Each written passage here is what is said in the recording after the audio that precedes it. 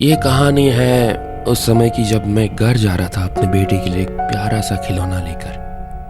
वो बहुत जिद करता था, पापा मेरे लिए कोई खिलौना क्यों नहीं लाते। इस वजह से उसे लगता था कि मैं उससे प्यार ही नहीं करता। बट फाइनली मैंने उसके लिए आज एक बहुत ही बढ़िया खिलौना लिया है। लेकिन तभी एक चोर आकर मेरे बैग को छीनकर मुझसे भागने की कोशिश करने लगा। मैंने भी अपना पूरा जोर लगा दिया कि मुझसे वो अपना बैग ना छीन सके। तभी उसने गन निकाली,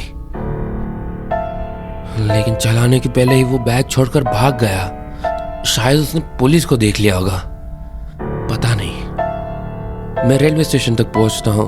बाद में वहां पे नोटिस किया कि वहां पे तो मेरे अलावा कोई भी नहीं है। वो जगह एकदम वीरान और सुनसान थी। मुझे काफी अजीब लग रहा था।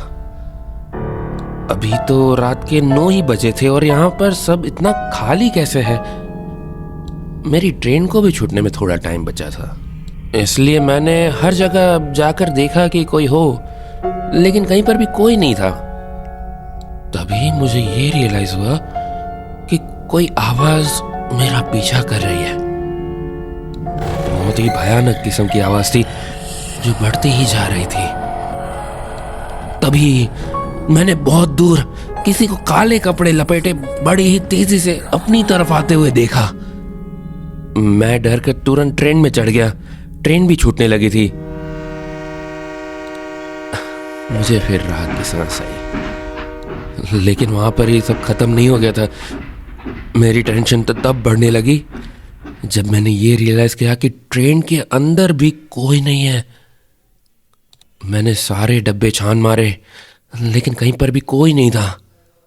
तभी वो आवाज मुझे दोबारा सुनाई दी। मैंने खिड़की से बाहर झांक के देखा तो वो काला साया बिल्कुल मेरा पीछा करते हुए मेरी ही तरफ आ रहा था।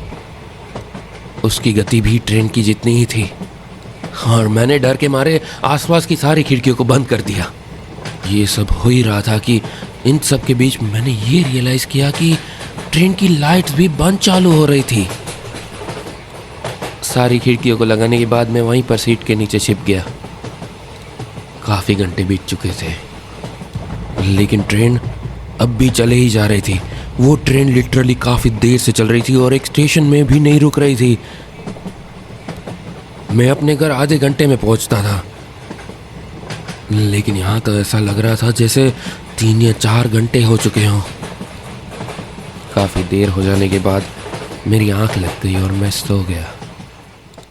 जब मेरी नींद खुली तब मैंने देखा कि लाइट सब नॉर्मल हो गई हैं, लेकिन ट्रेन अब भी चली ही जा रही थी और अब वो आवाज भी मेरा पीछा नहीं कर रही थी। मैंने धीरे से खिड़की को खोल के देखा तो बाहर कोई नहीं था, लेकिन हर तरफ बस अंधेरा ही था। मैंने हिम्मत करके इंजन रूम तक जाने का फैसला किया कि वहां तो कोई होना चाहिए। मैं जैसे तैसे इंजन रूम तक पहुंच गया, लेकिन मैं क्या देखता हूं कि वहां पर भी कोई नहीं था और ट्रेन अपने आप चल रही थी। डर के मारे मेरे पसीने छूट रहे थे कि तभी मैंने देखा कि सामने से भी एक ट्रेन बड़ी तेजी से हॉर्न बजाते हुए इसी ओर आ रही है, जो कि इस ट्रेन से लगभग टकराने ही वाली है। मैं डर के मारे काफी जोर से चीखने लगा कि तभी पीछे से कोई मेरे कंधे पे हाथ रखकर अपनी ओर खींचता है। तब मैं क्या देखता हूं कि ये वही काला साया है जो मेरा पीछा कर रहा था। मैंने उसका चेहरा देखा जो एक खोपड़ी ही था। ये कोई और नहीं, ग्रीम रीपर था, जो मुझे तुरंत उसकी तरफ खींच लेता है और मैं अपनी बॉडी से बाहर आ जाता हूं। लेकिन तभी मैं देखता हूं कि मेरी बॉडी इस ट्रेन में नहीं बल्कि उस हाईवे पर थी, जहां वो चोर मुझसे मेरा बैग छीनने की कोशिश कर रहा था। वो तो वहीं मुझे गन से शूट करके मेरा बैग छीनकर भाग गया था। मैं नहीं जानता कि अब ये ग्रीम रिपर मुझे कहां लेकर जा रहा है। मुझे दुख सिर्फ इसी बात का है कि अपने बेटे को मैं वो खिलौना गिफ्ट भी नहीं कर सका। आई होप वो ये समझ पाए कि मैं उससे बहुत प्यार करता था, बहुत ज्यादा प्यार करता था।